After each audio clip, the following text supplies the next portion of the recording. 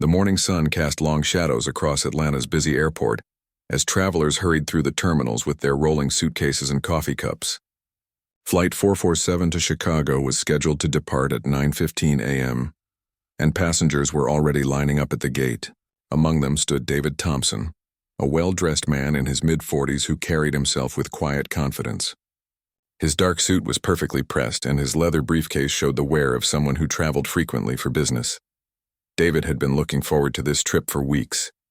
He was heading to Chicago for one of the most important cases of his career as a civil rights lawyer.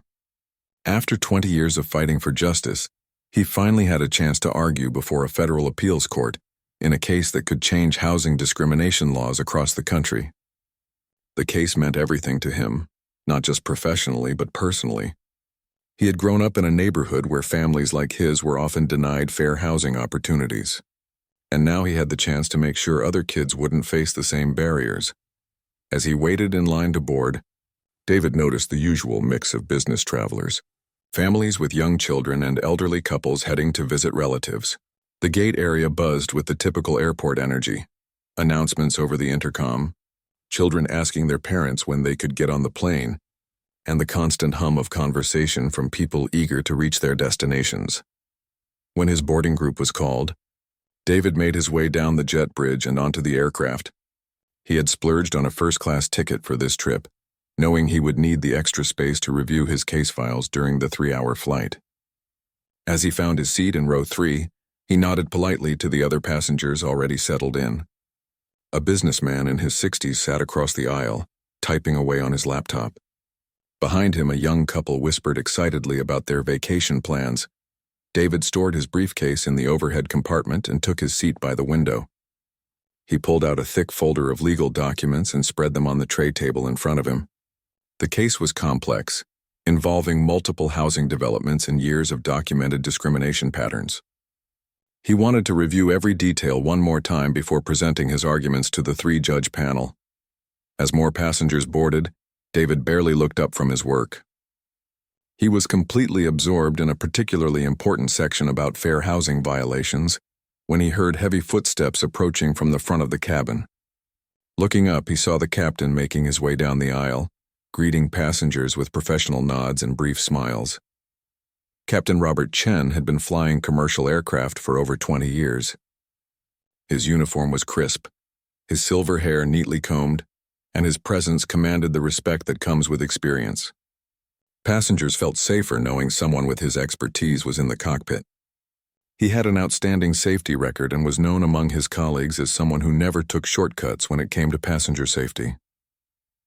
As Captain Chen walked through the first-class cabin, he chatted briefly with a few passengers, answered questions about the weather in Chicago, and assured a nervous flyer that turbulence was unlikely on their route. His routine pre-flight walkthrough was something he had done thousands of times before. It helped him get a sense of his passengers and catch any potential issues before takeoff. But when Captain Chen's eyes fell on David, something changed. The captain stopped mid-stride, his friendly demeanor suddenly replaced by something much more serious. His face went pale and his hands began to shake slightly. Other passengers in nearby seats noticed the shift in his behavior and looked up from their magazines and phones. David felt the captain's intense stare and looked up from his legal documents. "Good morning, Captain," he said politely, assuming the pilot was simply being thorough in his passenger greetings. But instead of returning the greeting, Captain Chen continued to stare with an expression that David couldn't quite read. Was it fear, anger, confusion? The cabin grew quieter as more people sensed something unusual was happening. The businessman across the aisle lowered his laptop screen. The young couple behind David stopped their whispered conversation. Even the flight attendants, who had been busy with their pre-flight preparations, turned to see what was causing the tension. "Excuse me, sir," Captain Chen finally spoke, his voice carrying an authority that made everyone listen. "I need you to gather your belongings and leave this aircraft immediately." David blinked, certain he had misheard. "I'm sorry, what did you say?" "You need to get off this plane, now."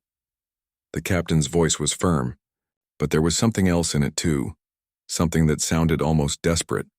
A murmur of shock rippled through the first-class cabin. Passengers began looking at each other with confusion and disbelief. David felt his heart rate increase, but he kept his voice calm and professional. 20 years as a lawyer had taught him how to handle confrontational situations.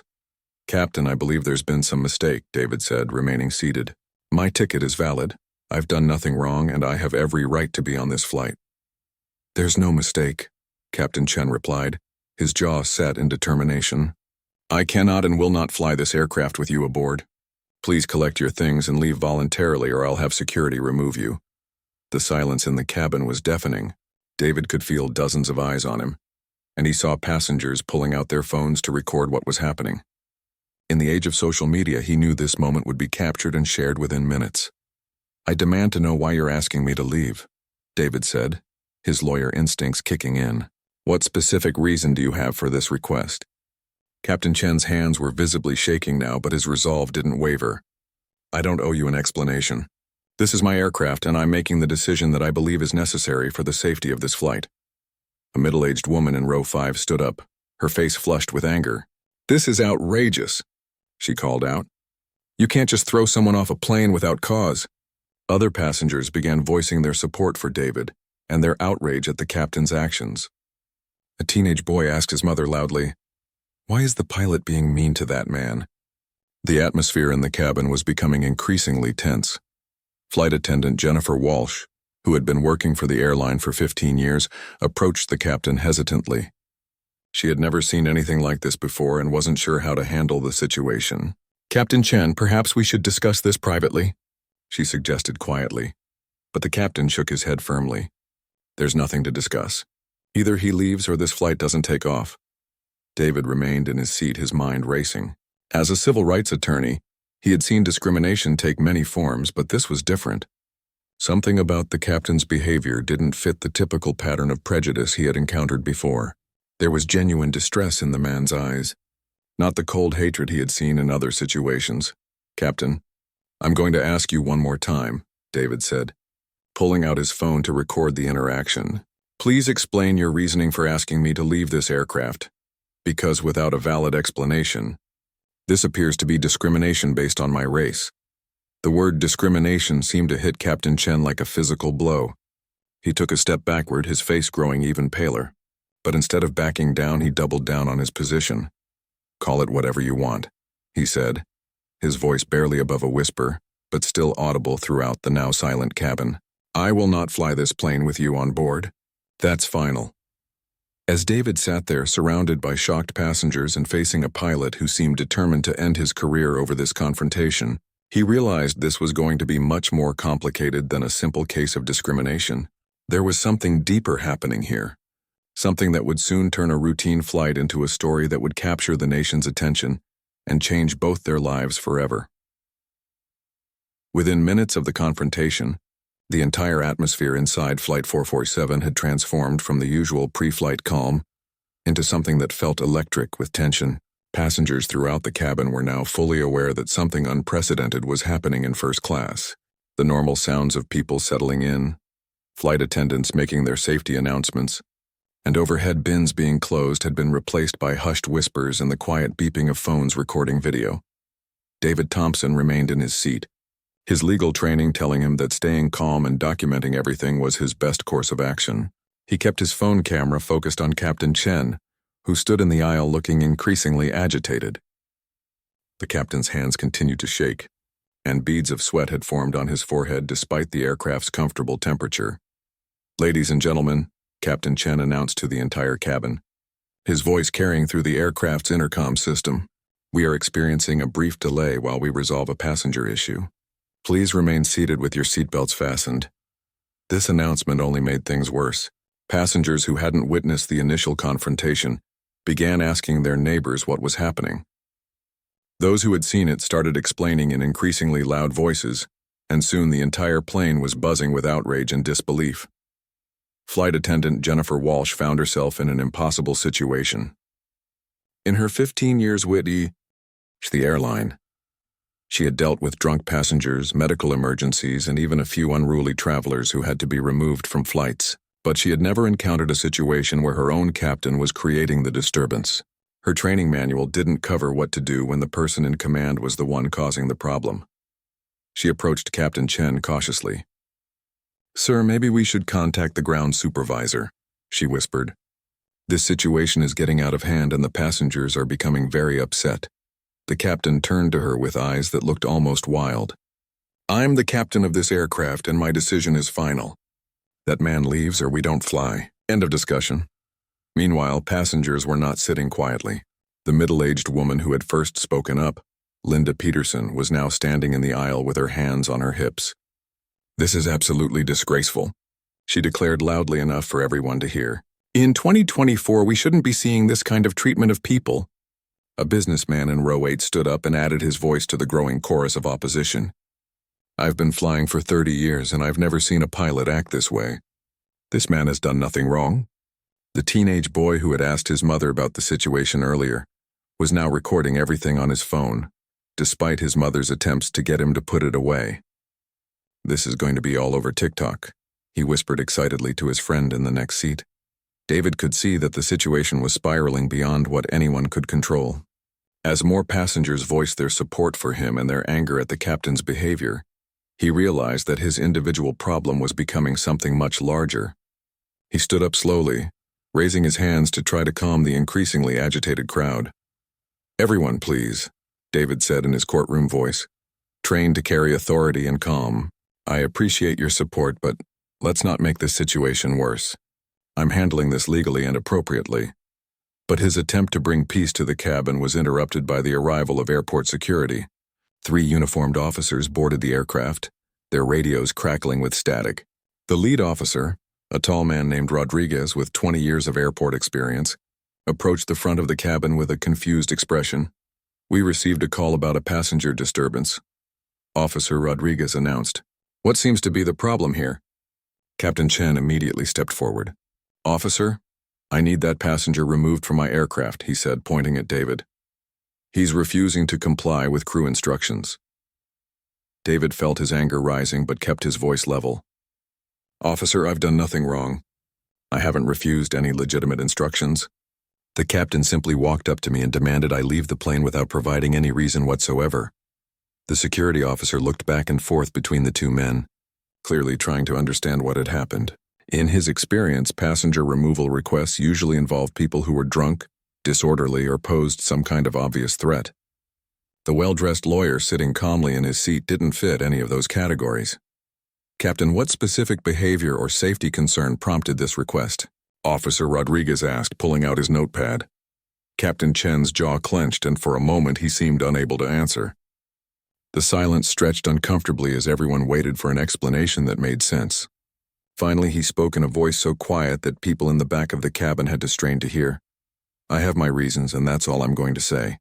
This is my aircraft, and I make the decisions about who flies on it." The security officer frowned. This wasn't the kind of clear-cut situation he was used to dealing with. Usually, when crew members requested passenger removal, there was obvious justification. This felt different, and he could see the growing anger among the other passengers. "Sir, I need more than that," Officer Rodriguez said firmly. "I can't remove a passenger without cause. Has he been drinking? Is he acting aggressively? Has he made threats? I need specific reasons." "He hasn't done anything wrong," shouted Linda Peterson from her seat. The captain just walked up to him and demanded he leave for no reason. Other passengers joined in, creating a chorus of voices all defending David and criticizing the captain's actions. The security officer could see that this was turning into a much bigger problem than a simple passenger removal. By now, the delays had caused significant disruption throughout the airport. Flight 447 was blocking a gate that was needed for an incoming aircraft. Other flights were backing up on the taxiway. The airline's operations center was receiving calls from frustrated passengers on connecting flights who were missing their next flights because of the delay. Jennifer Walsh received a call on her phone from her supervisor in the airline's customer service department. After a brief hushed conversation, she approached Captain Chen again. "Captain, I just spoke with management. They're asking if we can resolve this quickly, so we can get back on schedule. We have over 200 passengers on other flights who are affected by our delay." But Captain Chen seemed oblivious to the broader impact of his decision. His focus remained entirely on David, and his determination to have him removed from the aircraft hadn't wavered at all. If anything, He seemed to become more entrenched in his position as the pressure mounted. "I don't care about schedules," he said flatly. "I won't fly this plane with that man on board, and nothing anyone says is going to change my mind." Meanwhile, the story was already spreading beyond the confines of the aircraft. Several passengers had posted videos on social media, and the hashtag Flight 447 was beginning to trend on Twitter. News outlets were picking up the story, and reporters were already heading to the airport. David's phone was buzzing constantly with calls and text messages from colleagues, friends and family members who had seen the videos online. His law firm's partners were calling to offer support and legal assistance. Civil rights organizations were reaching out to get more details about what had happened. But David was still focused on understanding why this was happening. Something about Captain Chen's behavior didn't add up. The man seemed genuinely distressed, not just stubborn or prejudiced. There was something in his eyes that looked more like pain than anger. "Captain," David said, standing up and facing the pilot directly, "I'm not going anywhere until you give me and everyone else on this plane a real explanation for why you're doing this. You're destroying your own career over this decision. There has to be a reason that makes sense to you, even if it doesn't make sense to anyone else." For a brief moment, something flickered in Captain Chen's eyes. It looked almost like he wanted to speak, to explain himself. But then his expression hardened again, and he turned away from David's questioning gaze. "The only thing that needs to make sense is that I'm the captain, and I've made my decision," he said, his voice sounding hollow and defeated. As the standoff continued, with security officers uncertain about how to proceed, passengers growing more agitated, and airline management scrambling to find a solution, it became clear that this was no ordinary flight delay. This was the beginning of a story that would challenge everything people thought they knew about discrimination, mental health, and the complex reasons behind human behavior. Outside the aircraft, a crowd of reporters and cameras was beginning to gather, drawn by the social media buzz and the promise of a dramatic story. What had started as a routine morning flight was about to become a national news event that would force everyone involved to confront difficult questions about judgment, understanding, and the hidden struggles that people carry with them every day. By noon, less than 3 hours after the confrontation on Flight 447, the story had exploded across every major news platform and social media site in the country. The hashtag Darn Justice for David was trending nationally, with thousands of people sharing their outrage and demanding answers. News vans lined the airport parking lot, and reporters were interviewing anyone who had been on the flight or witnessed the incident. The video footage, captured by multiple passengers from different angles, painted a clear picture of what appeared to be blatant discrimination. Viewers could see David Thompson, a well-dressed professional, sitting calmly in his seat while Captain Robert Chen demanded his removal without explanation.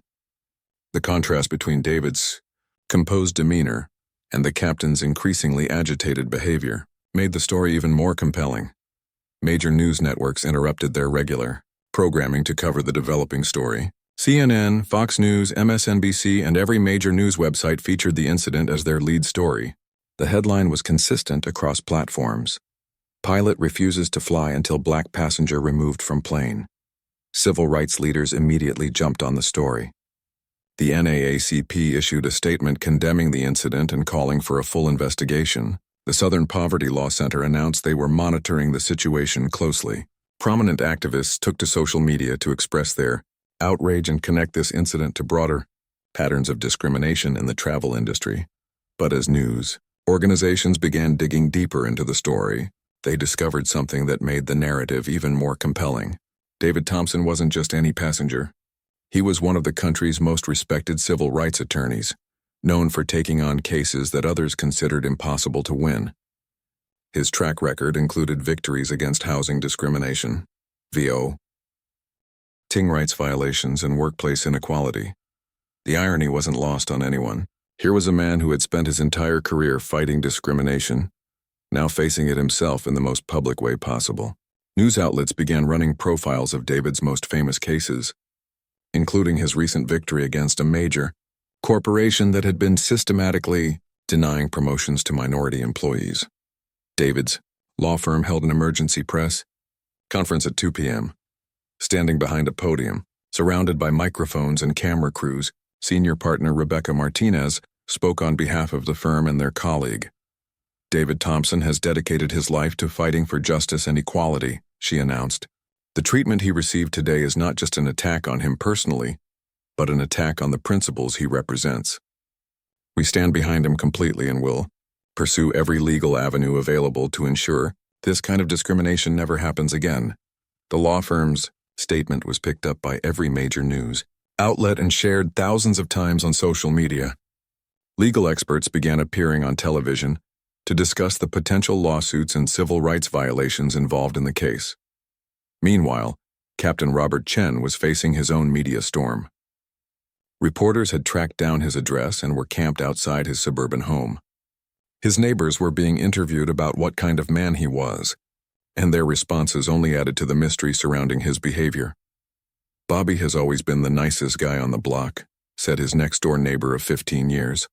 "He helps everyone with their yard work. He's always friendly, and he's never said anything that would make you think he had a problem with anyone because of their race." This just doesn't make sense. Other pilots who had flown with Captain Chen came forward to defend his character.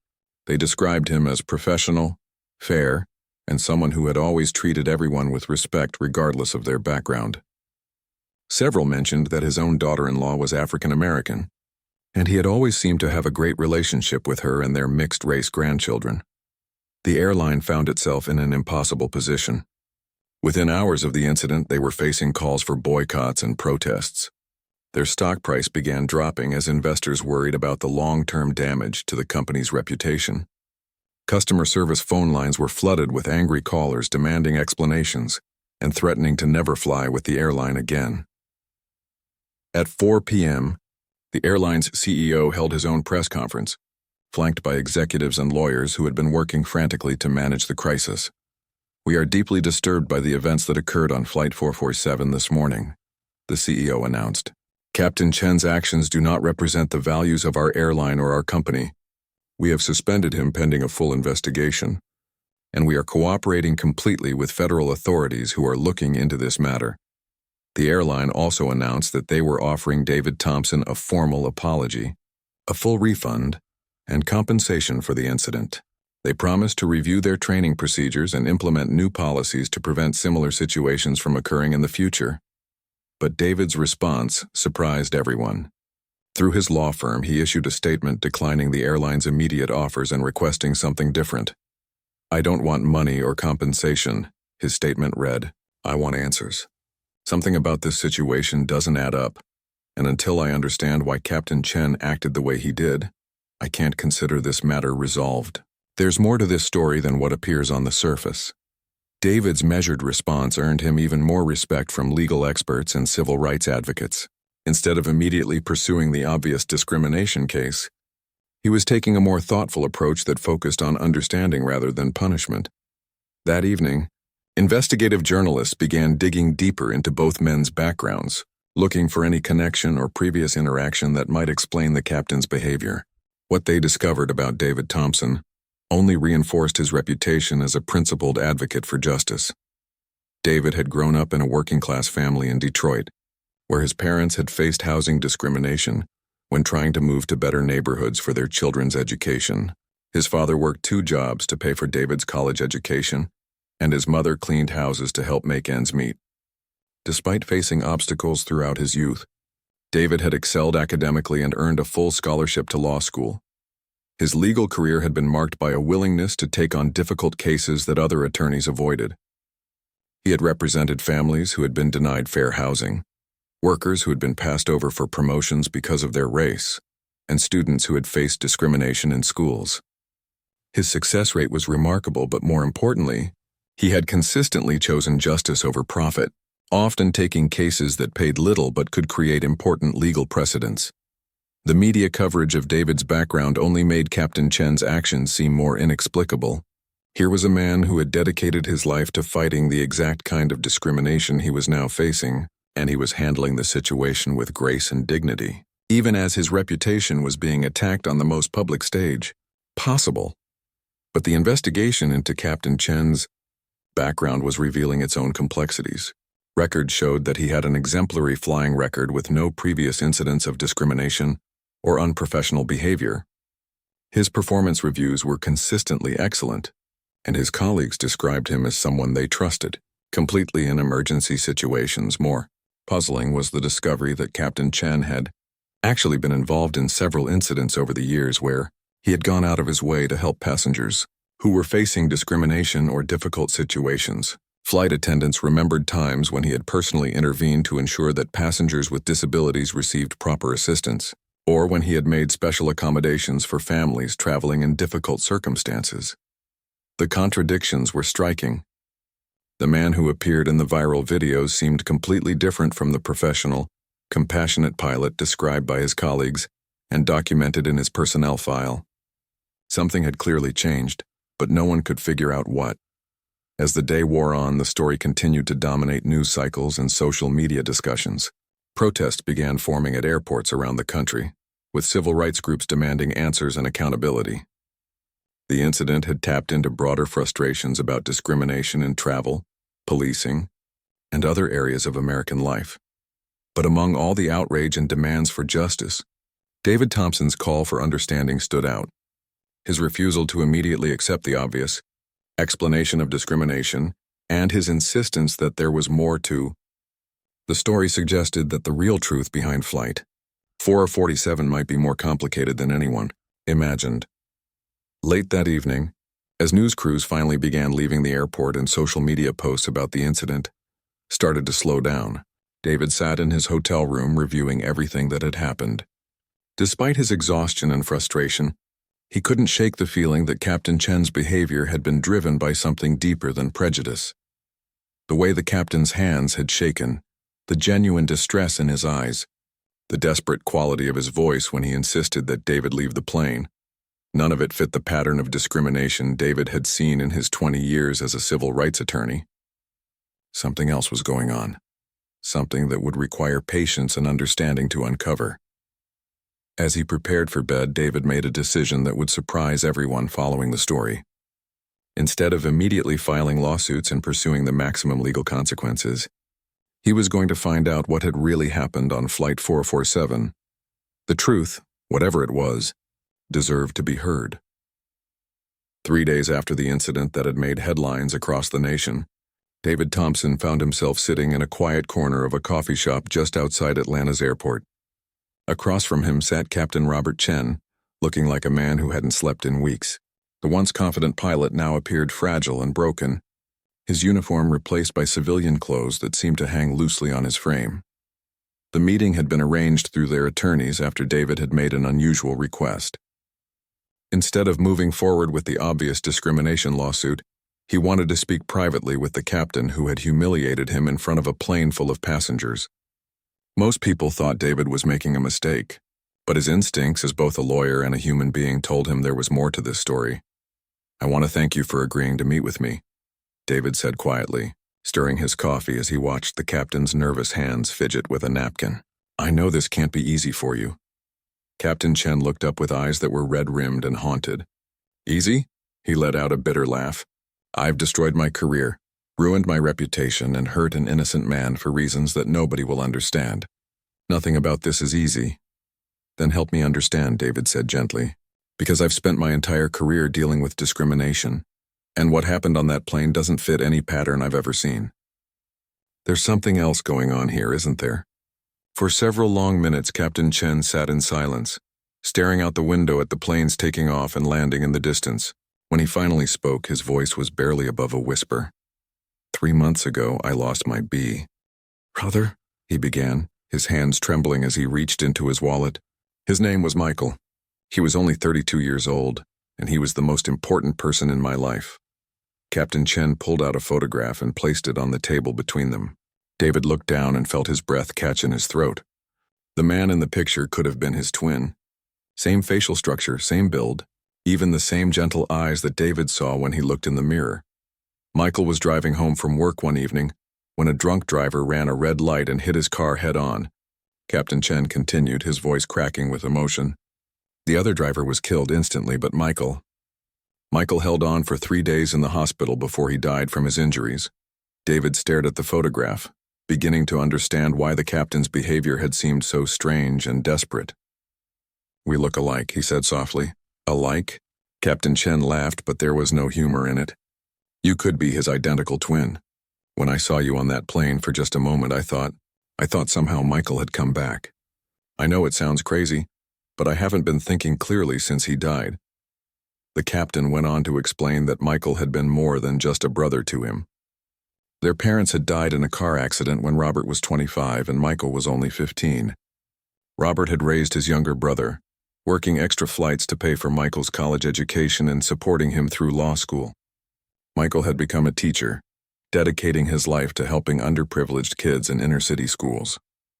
He was supposed to get married next month, Captain Chen said, pulling out another photo showing Michael with a beautiful young woman.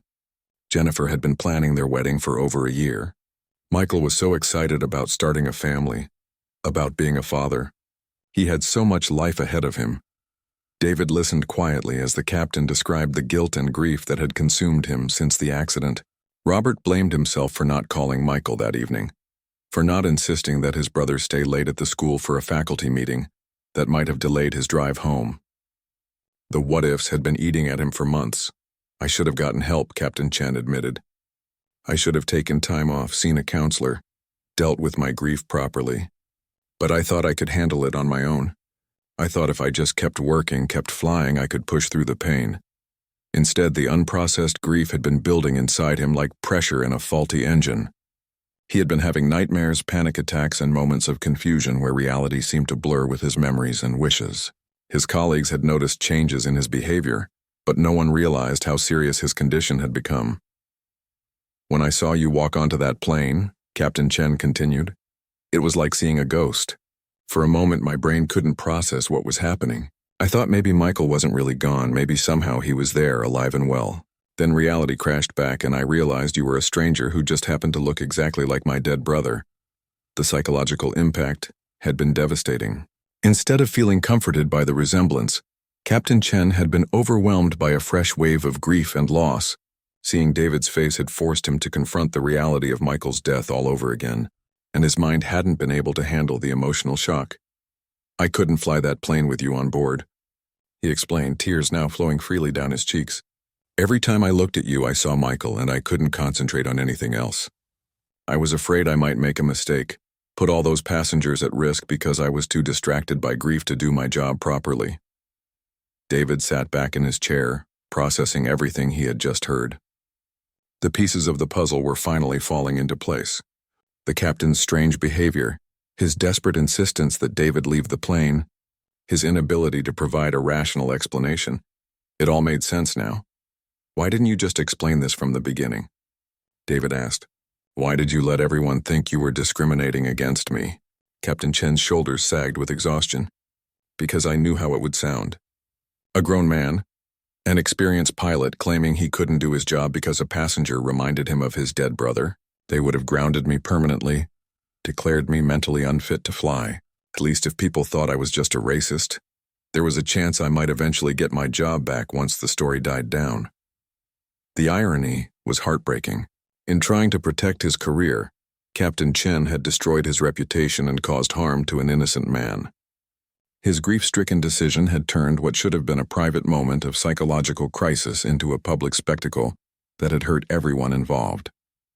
"I need you to know," Captain Chen said, looking directly at David for the first time since they had sat down, "that what happened had nothing to do with your race. If Michael had been white or Hispanic or Asian and you had looked just like him, the exact same thing would have happened. This was about my inability to handle seeing my brother's face on a stranger." David nodded slowly, understanding the full tragedy of the situation. "You were having a mental health crisis, and instead of getting help, you made a decision that turned your private pain into a public disaster. I've already submitted my resignation from the airline," Captain Chen said quietly. "I'm checking myself into a grief counseling program next week. It's too late to save my career, but maybe I can learn to deal with Michael's death in a healthier way."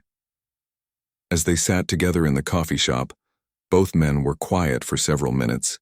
David thought about all the anger and outrage that had been directed at Captain Chen over the past 3 days. The man had been painted as a racist and a villain, when in reality he was someone struggling with profound grief and trauma. "Robert," David said, using the captain's first name for the first time, "I want you to know that I'm not going to pursue any legal action against you." What happened was wrong, but it wasn't motivated by hatred or discrimination. It was the result of untreated grief and trauma. Captain Chen looked up in surprise. "You're not going to sue me?" "No," David said firmly. "But I do want something from you. I want you to help me turn this situation into something positive. I want us to work together to raise awareness about mental health issues, especially among people in high-stress professions who feel like they can't ask for help." The captain nodded slowly, tears still streaming down his face. "Michael would have liked that," he said quietly. He always believed in turning difficult situations into opportunities to help other people. As they prepared to leave the coffee shop, David pulled out his phone and showed Captain Chen a picture of his own family, his wife and 2 young children who looked nothing like Michael, but meant everything to David. "We all have people we love," David said, "and we all need help sometimes when we're dealing with loss and pain. The important thing is that we learn from what happened here and make sure other people don't have to go through what we've both experienced these past few days."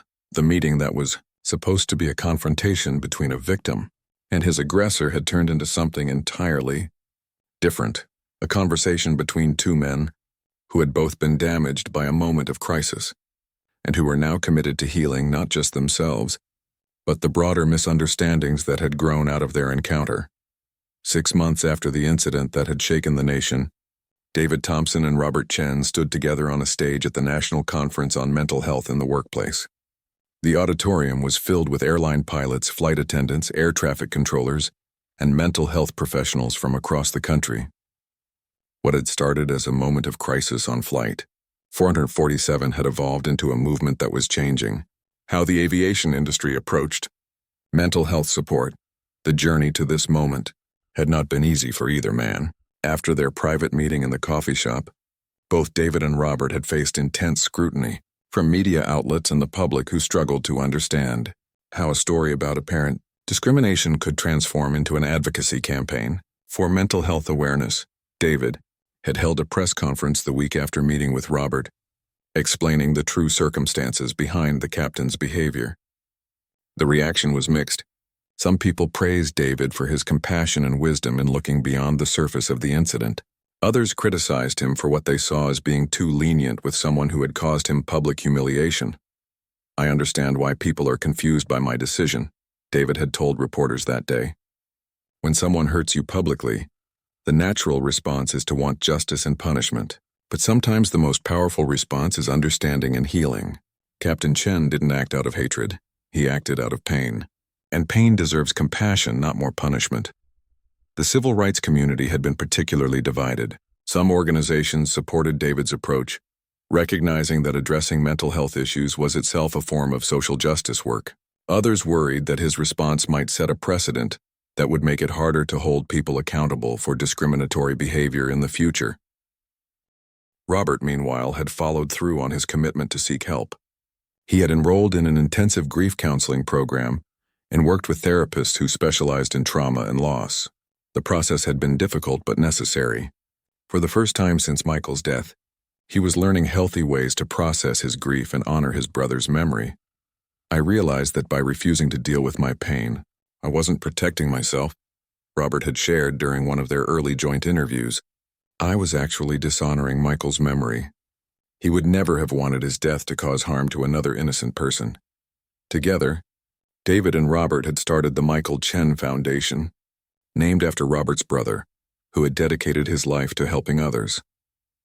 The foundation focused on providing mental health resources and support for people working in high-stress professions, particularly in transportation and public safety, where the pressure to appear strong and stable could prevent people from seeking help when they needed it. Their first major initiative had been working with airlines to develop better mental health screening and support programs for pilots and crew members. The aviation industry, which had long stigmatized mental health issues due to safety concerns, was slowly beginning to recognize that addressing these problems proactively was actually safer than ignoring them. "We can't keep pretending that people in high-responsibility jobs don't experience grief, depression, anxiety, and trauma," David explained to the conference audience. "When we force people to hide their struggles, we create situations where small problems become big crises that can hurt everyone involved." The foundation had also established counseling programs at airports around the country, providing easily accessible mental health support for aviation workers. They had lobbied for changes in federal regulations that would allow pilots and other crew members to seek mental health treatment without automatically losing their professional licenses. Robert's story had resonated particularly strongly with other pilots who had been struggling with their own mental health challenges. Many came forward to share stories of depression, anxiety, and PTSD that they had hidden for years out of fear of losing their careers. The Foundation's confidential support hotline received hundreds of calls from aviation workers who had never had a safe place to discuss their psychological struggles. The most important thing we learned, Robert told the conference, is that getting help early prevents bigger problems later. If I had dealt with my grief properly when Michael first died, none of us would be here today. David would never have been hurt, my reputation would be intact, and hundreds of passengers wouldn't have been traumatized by witnessing what appeared to be discrimination. The work had been personally healing for both men as well. David had discovered that his legal skills translated well to advocacy work, and he had found new purpose in helping create systemic changes that could prevent others from experiencing what he and Robert had gone through. His law firm had been supportive of his involvement with the foundation, recognizing that this work aligned with their commitment to social justice. Robert had channeled his experience into becoming a peer counselor for other aviation workers dealing with loss and trauma. Though he had not returned to flying commercially, he had found meaningful work helping other pilots navigate the mental health resources that were now becoming available throughout the industry. The relationship between the two men had evolved from victim and perpetrator to colleagues and friends. They had discovered that they shared many values and interests beyond their traumatic first meeting. Both were devoted fathers who wanted to create a better world for their children. Both believed in the importance of taking responsibility for mistakes and working to repair the harm they had caused. People ask me if I've forgiven Robert for what happened on the plane, David said during his portion of the conference presentation. But forgiveness implies that someone did something wrong to me on purpose. What Robert did was wrong, but it wasn't malicious. It was the action of someone who was drowning in grief and didn't know how to ask for help. You don't punish someone for drowning, you throw them a life preserver. The audience responded with enthusiastic applause, recognizing the wisdom in David's approach. Mental health professionals in attendance noted that this kind of restorative justice approach, focused on healing rather than punishment, often produced better outcomes for everyone involved. The impact of their work extended beyond the aviation industry. Other high-stress professions, including law enforcement, healthcare, and education, had begun implementing similar mental health support programs based on the model developed by the Michael Chen Foundation. The idea that acknowledging and addressing psychological struggles made workplaces safer, not more dangerous, was gaining acceptance across multiple industries. As their presentation concluded, David and Robert were approached by Jennifer Walsh, the flight attendant who had witnessed the original incident on Flight 447. She had become an advocate for mental health awareness among airline crew members and had helped implement training programs that taught flight attendants how to recognize and respond to mental health crises among their colleagues. I've thought about that day so many times, Jennifer told them. At the time, I didn't understand what was happening and I felt helpless to do anything about it. Now I know that there were signs of Robert's distress that I could have recognized if I had been trained to look for them. The work you're doing is making sure that other crew members won't feel as helpless as I did. The conference had also attracted attention from members of Michael's family, including his fiancée Jennifer, who had initially been devastated by the public nature of the incident. Seeing how Robert and David had transformed their painful experience into something that honored Michael's memory had helped her process her own grief and anger. Michael always said that the best way to deal with tragedy was to find a way to help other people through it, she told the audience during an unscheduled appearance. Watching Robert and David turn the worst day of their lives into a movement that's helping thousands of people, that's exactly what Michael would have done. As the conference ended and people began making their way out of the auditorium, David and Robert stood together, looking out at the crowd of aviation workers, mental health professionals, and advocates who were now equipped with new tools and resources to support people in crisis.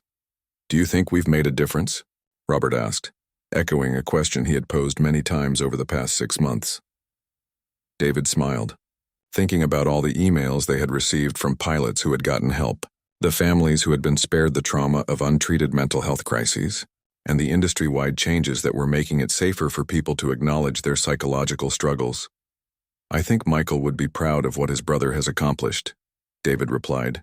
"And I think your brother would be amazed to know that his memory is helping people he never met, in ways he never could have imagined."